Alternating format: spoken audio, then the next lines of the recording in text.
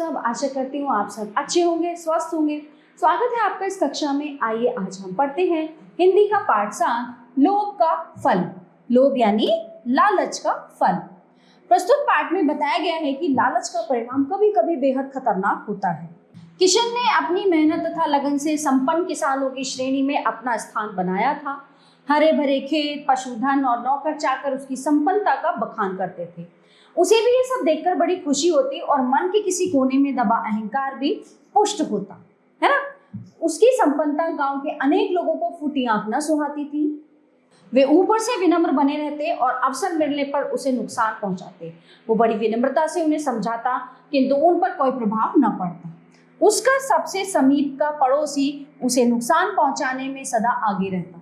जब उससे सहा न गया तो उसने अदालत में अर्जी दी। परिणाम ये हुआ कि 2-3 लोगों को अदालत ने जुर्माने से दंडित किया। लोग किशन से बैर रखने लगे। एक दिन किशन अपने घर के बाहर चबूतरे पर चारपाई बिछाए बैठा था।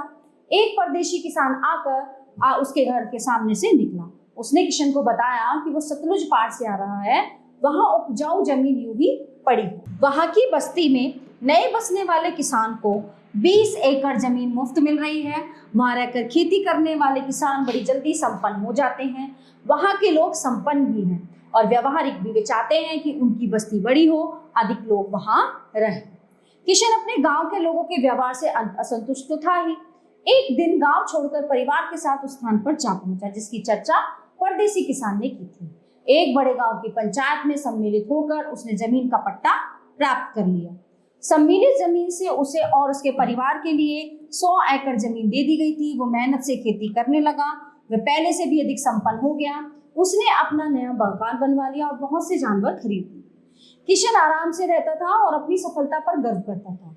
कुछ दिनों में ही वो अपने उस संपन्नता के जीवन का अभ्यस्त हो गया और अनुभव करने लगा कि उसकी जमीन पर्याप्त नहीं है। कुछ और अधिक होती तो वो अधिक सुख सुविधा का जीवन व्यतीत करता।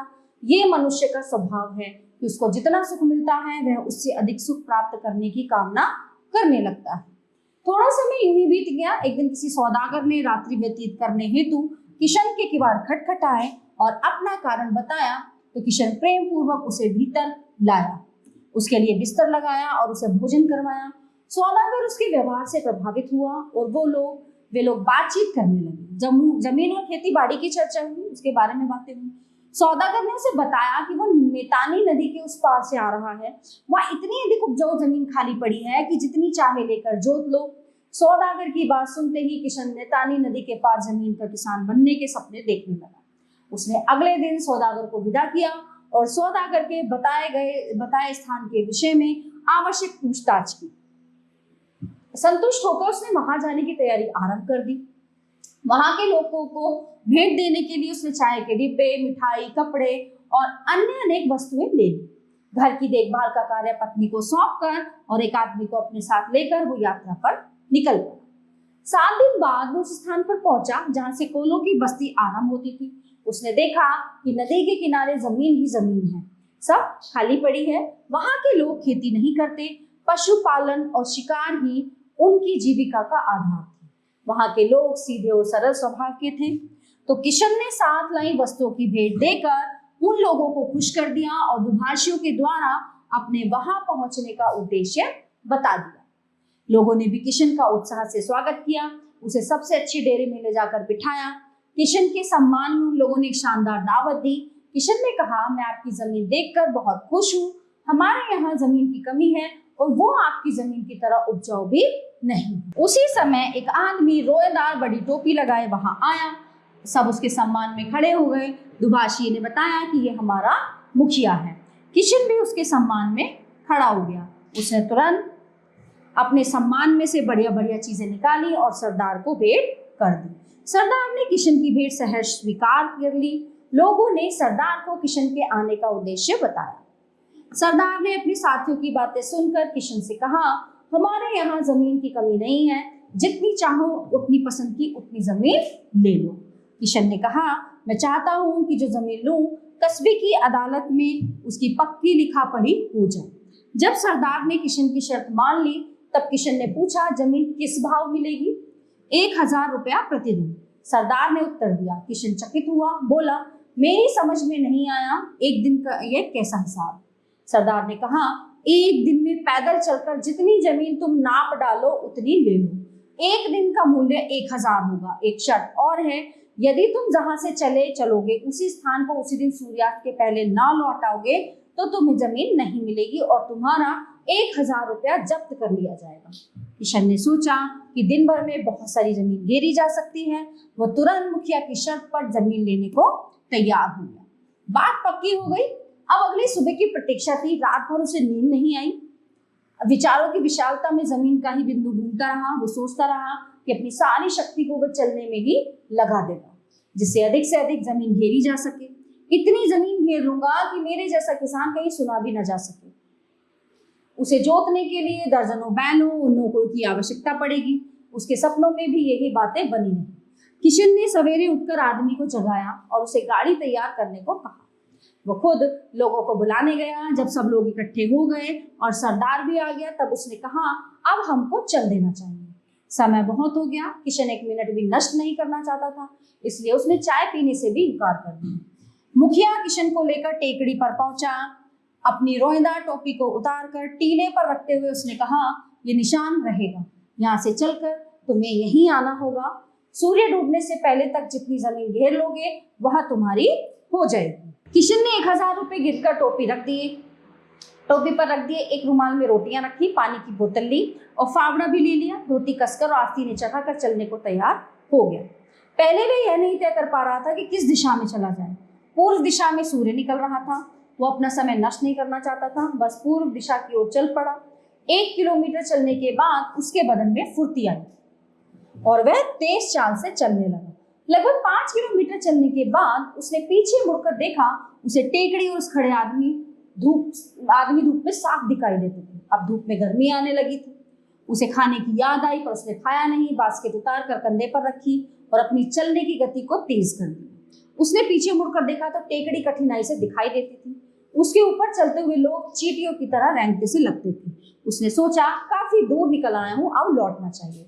उसका शरीर पसीने से तर हो रहा था और उसे प्यास भी लग रही थी। उसी स्थान पर उसने गड्ढा बनाकर उस पर घास का एक ढेर लगा दिया, जिससे पता चले कि वो कहाँ तक आ गया है।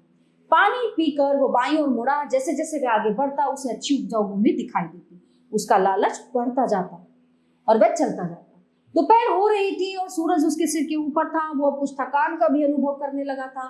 थोड़ा आराम करने के लिए वो एक स्थान पर बैठ गया। फिर उसने रुमाल से रोटी निकाल कर खाई और पानी पिया। बैठा रहा, लेटा नहीं। डर था कि कहीं नींद ना जाए। खाना खाने से उसके शरीर में कुछ नई शक्ति आ गई। उसने फिर चलना आरंभ कर दिया। काफी लंबी भूमि नाप कर वो बाईं ओर मुड़ने ही वाला था कि उसे जमीन का एक बहुत उपजाऊ टुकड़ा दिखाई दिया। उसने उसे भी नाप लिया। उसने गड्ढा खोदकर उस पर घास का ढेर लगाकर अपना निशान बना दिया। अब वो फिर मुड़ गया। टेकड़ी की ओर देखा, पर वो दिखाई नहीं दिया। उसने सोचा कि वो अधिक दूर निकल आया है। अब इस दिशा में कुछ कम ही नापूंगा। इस तीसरी भुजा पर उसने तेजी से अपने कदम बढ़ाए। बड़ी कठिनाई से वो 3 किलोमीटर ही चला था कि देखा सूरज ढलने लगा। वह टेकड़ी से 15 किलोमीटर दूरी पर है। इस दिशा में अब और आगे बढ़ना उसे ठीक नहीं समझा। उसने ठीक नहीं समझा।